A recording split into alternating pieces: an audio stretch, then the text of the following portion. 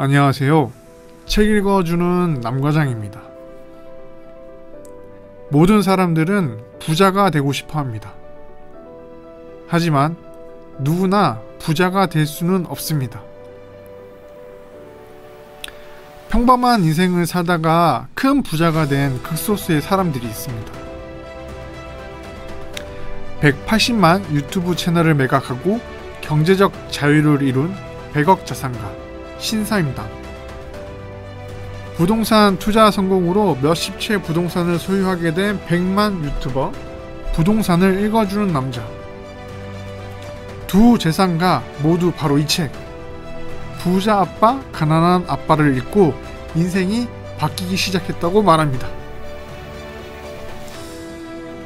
수많은 부자들이 부자 아빠, 가난한 아빠를 극찬하는 데는 분명한 이유가 있습니다. 이 영상에는 절대로 놓치면 안 되는 책의 핵심적인 내용을 담고 있습니다. 부자가 되고 싶은데 방법을 몰라 답답하시다면 이 영상을 꼭 끝까지 봐주시기 바랍니다.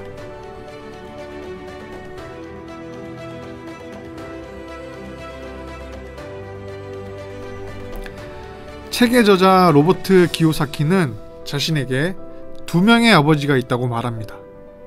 첫 번째 아버지는 생물학적 아버지, 그리고 두 번째는 가장 친한 친구의 아버지입니다. 기요사키의 아버지는 박사였고 대학 교수로 재직했습니다. 기요사키에게 부자가 되는 법을 가르쳐준 두 번째 아빠는 고등학교도 졸업하지 못했고 혼자서 모든 것을 실전에서 배웠습니다. 처음에는 두 아버지가 모두 충분한 수입을 벌었지만 그들이 사망했을 때 한 아버지는 하와이에서 가장 부유한 부자로 가족에게 수백만 달러를 남긴 반면 다른 한 아버지는 가족에게 빚과 미납세금만을 남겼습니다. 기요사키는 돈을 버는 것은 학교에서 가르쳐주지 않는 과학이라고 말합니다. 학교는 좋은 직원이 되고 경력을 쌓는 방법을 가르쳐줍니다. 그리고 그 때문에 대부분의 부모들은 자녀에게 비슷한 것을 가르치고 좋은 직원이 되는 방향으로 인도합니다. 당신이 중상층 가정 출신이라면 부모님이 가난해지는 법을 가르쳤을 가능성이 높습니다. 부모님이 당신을 사랑하지 않거나 당신이 성공하는 것을 원하지 않기 때문이 아닙니다. 단순히 부모님들도 이 주제에 대해 교육을 받지 못했기 때문입니다. 부모님들은 이미 만료된 정보를 가지고 살아왔고 당신이 태어났을 때 그 만료된 정보를 전달했습니다. 빈곤은 거의 유전과도 같아서 한 세대에 다른 세대로 이어집니다. 제 부모님도 항상 열심히 공부하고 졸업장을 받아 안정적인 직장을 찾으라고 조언했습니다. 그러나 제가 이 같은 도서를 몇 권 읽기 시작했을 때 저는 대학에서 배운 것보다 책 몇 권에서 더 많은 것을 배운다는 것을 깨달았습니다. 당신도 중상층 가정 출신이고 부자 아빠, 가난한 아빠를 아직 읽지 않았다면 이 책을 진심으로 추천합니다. 지금부터 이 책의 7가지 주제에 대해 이야기할 것입니다. 첫 번째 주제는 금융교육의 중요성과 자산과 부채의 차이를 이해하는 것입니다. 이 차이를 이해하는 것이 부자가 되기 위한 가장 중요한 단계입니다. 간단히 말해서 자산은 당신의 주머니에 돈을 넣는 것이고 부채는 주머니에서 돈을 빼는 것입니다. 예를 들어 자동차가 있고 렌트를 줘서 매달 돈을 번다면 그것은 자산입니다.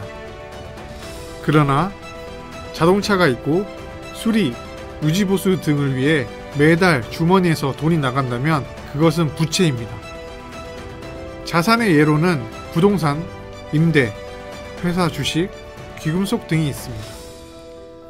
그리고 부채에는 당신이 살고 있는 집, 휴대전화, 운전하는 자동차 등이 있습니다. 부자는 자산을 늘리는 데 집중하고 가난한 사람들은 부채를 사서 지출을 늘리는 데 집중합니다.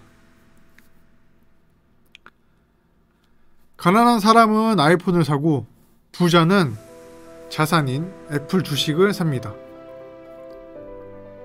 주식은 시간이 지나감에 따라 가치가 상승하지만 휴대폰은 매장에서 나가는 순간 그 가치를 잃습니다. 자산을 키우는 것은 나무를 심는 것과 같습니다.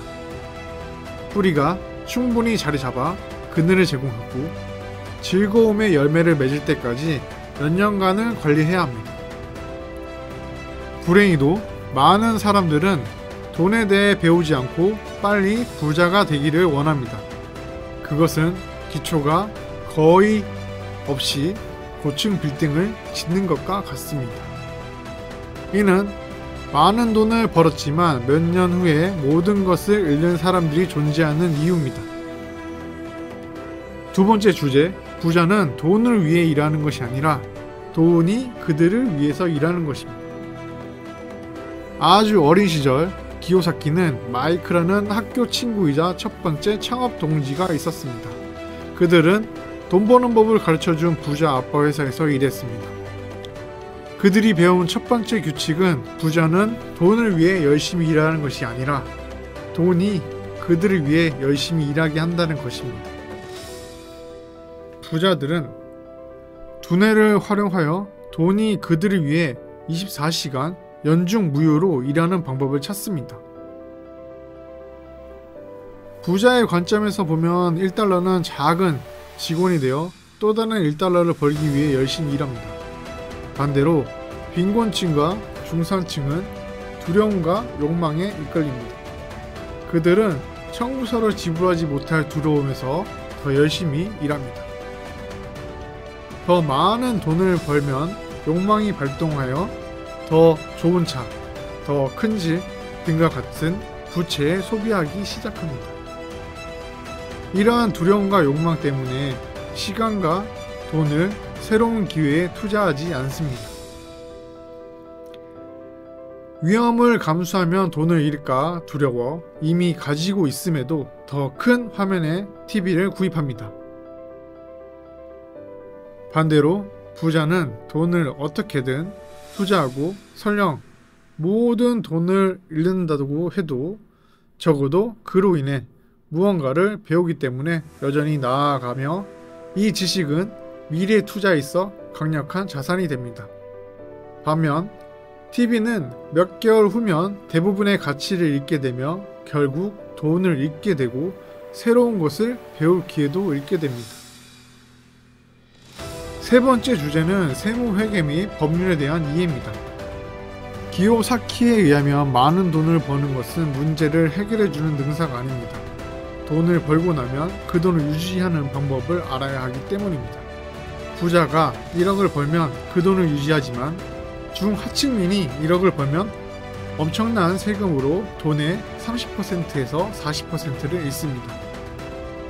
기요사키는 태초에는 세금이 없었고 정부가 부자들을 처벌하기 위해 세금을 만들었다고 설명합니다. 정부는 홍길동 정신을 이용했고 대중들은 이를 지지했지만 부자들은 똑똑하여 세금을 내지 않는 합법적인 방법을 찾았습니다. 가장 큰 차이점이 중하층민은 돈을 벌고 그 돈에 대해 세금을 낸 후 남은 돈으로 생활하는 것이고 반면 부자는 돈을 벌고 쓸 수 있는 모든 것을 쓴 다음 남은 돈에 대해서 세금을 낸다는 것입니다. 네 번째 주제, 부자는 돈을 발명합니다. 저자는 사람들은 누구나 재능을 가지고 태어나지만 그 재능은 자기 부정과 두려움 때문에 억제된다고 합니다. 그는 꼭 교육을 받은 똑똑한 사람들이 앞서가는 것이 아니라 대담하고 모험적인 사람들이 앞서간다고 합니다. 사람들은 아무리 돈이 많아도 결코 경제적으로 앞서지 못하는데 두려움과 의심 때문에 기회를 잡지 못하기 때문입니다. 대부분은 가만히 앉아서 기회가 오기만을 기다립니다. 저자는 행운은 스스로 만든다고 생각합니다. 단순히 기다려서는 안 된다고요. 이는 돈에 있어서도 마찬가지라고 합니다. 돈은 만들어져야 합니다. 5번째 주제. 배우기 위해 일하고 돈을 위해 일하지 마세요. 기요사키의 그의 가난한 아빠는 똑똑하고 교육을 잘 받았으며 직업 안전성이 최고의 가치였기 때문에 돈을 위해서 일했다고 말합니다. 부자 아빠는 배우기 위해 일하면서 백만장자가 되었습니다. 저자는 젊은이들에게 수입보다는 더 많은 것을 배울 수 있도록 직업을 찾는 데 권장하는데 그 분야는 특히 영업, 커뮤니케이션, 마케팅, 회계, 리더십 등입니다. 부자 아빠는 기요사키가 제국을 건설하는데 필요한 모든 분야에 대해 알려주는 것을 무척 중요해했습니다. 6번째 주제. 실패를 피하는 사람들은 성공도 피해갑니다. 대부분의 사람들은 지거나 실패하는 것을 두려워하기 때문에 결코 이기지 못합니다. 인간에게 설계된 학습 방식을 보면 우리는 실수를 통해 배웁니다. 우리는 넘어지면서 걷는 법을 배웁니다. 우리가 넘어지지 않았다면 우리는 결코 걷지 못했을 것입니다. 자전거를 배울 때도 마찬가지고 부자가 되는 것도 마찬가지입니다. 실패는 성공 과정의 일부입니다. 7번째 주제.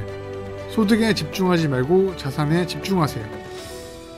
장기적으로 부자는 자산의 열을 구축한 다음 자산열에서 발생한 소득으로 사치품을 구입합니다. 중하층민들은 자신의 피땀으로 번 돈으로 사치품을 구매합니다. 다시 말해 부자는 고급차를 사고 싶어도 바로 사지 않는다는 것입니다. 부자들은 사업체나 부동산 같은 자산을 먼저 사고 그 자산이 좋은 수익을 창출하면 차를 사는 데 사용합니다. 그들은 항상 자산을 먼저 생각합니다. 가장 중요한 것은 들어온 수입이 지출로 빠지지 않고 자산화가 될 수 있도록 관리를 해야 합니다. 그렇지 않으면 우리는 더 많은 돈을 벌더라도 그만큼 지출을 늘려 그 패턴을 반복하는 바로 새앙지 레이스에서 벗어나오지 못하기 때문입니다. 우리도 부자가 되기 위하여 수입을 자산에 투자하도록 합시다. 오늘은 여기까지 하겠습니다. 감사합니다.